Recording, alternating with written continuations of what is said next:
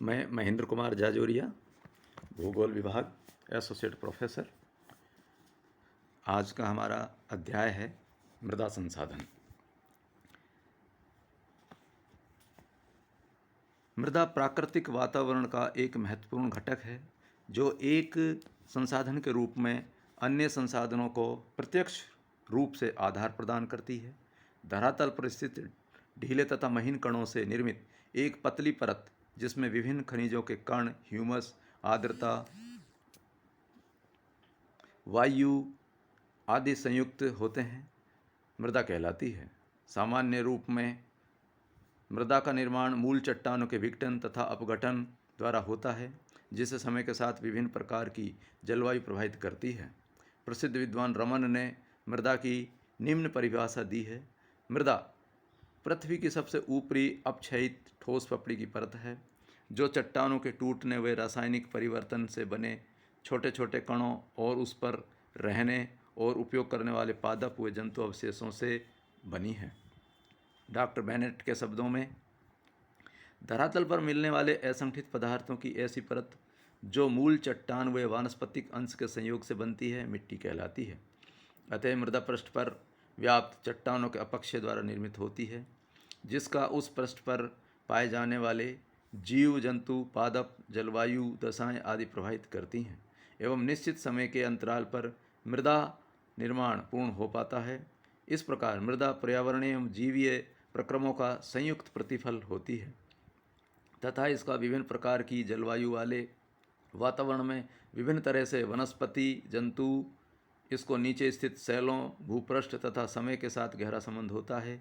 मृदा के अध्ययन के अंतर्गत निम्न पक्षों को सम्मिलित किया जाता है: मृदा के संगठक विशेषताएं, मृदा परिच्छेदिका तथा मृदा निर्माण की प्रक्रिया को प्रभावित करने वाले कारक। मृदा निर्माण। मृदा पृथ्वी की ऊपरी सतह पर एक परत के रूप में मिलती है जिसका निर्माण चट्टानों तथा खनिजों के अपक्षय से हुआ है, जिसमें समय के साथ अन्य विभिन्न जलवायु वाले क्षेत्रों में जीवांश पदार्थ का भी मिश्रण हो जाता है।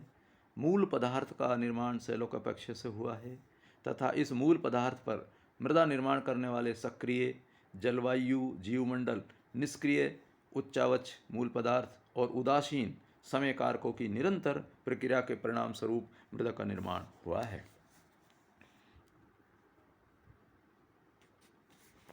मृदा निर्माण की प्रथम अवस्था। मृदा निर्माण की प्रथम अवस्था में भूप्रपट्टी में स्थित शैलों का निर्माण एवं रासायनिक कारकों द्वारा अपघटन एवं विघटन होता है, जिसके परिणाम स्वरूप मूल पदार्थ का निर्माण होता है। भौतिक परिवर्तन के अंतर्गत तापमान, जल, बर्फ एवं वायु, कटाव और संचयन के अतिरिक्त जैविक तत्व भी प्रभाव डालते हैं, जिनमें पौधों में प्राणियों का प्रभाव प्रमुख है। इन कारकों के सामूहिक प्रभावों के कारण चट्टानों का विघटन होता है। इसमें तापमान पाकर चट्टानें फैलती हैं एवं ठंडी होकर सिकुड़ती हैं, जिस कारण अपपत्रण द्वारा शैल चूर्ण का निर्माण होता है। इसी प्रकार जल, बर्फ और वायु द्वारा कटाव होता है तथा पेड़ पौधे अपनी जड़ों से चट्टानों का विघटन करते रहते हैं। इन सभी भौतिक परिवर्तनों के परिणाम स्वरूप मूल पदार्थों का निर्माण होता है। रासायनिक परिवर्तन के द्वारा चट्टानों का अपघटन होता है। रासायनिक परिवर्तन में विलयन, जल अपघटन, जलयोजन, ऑक्सीकरण, कार्बोनेशन तथा आम्लिक प्रक्रिया प्रमुख है। इन क्रियाओं द्वारा शैलों तथा खनिजों का विभिन्न रूपों में अपघटन होता है। जल अपघटन में जल दोहन दोहरा अपघटक का कार्य करता है। जलयोजन द्वारा जल खनिजों के साथ रासायनिक संयोग करते हैं।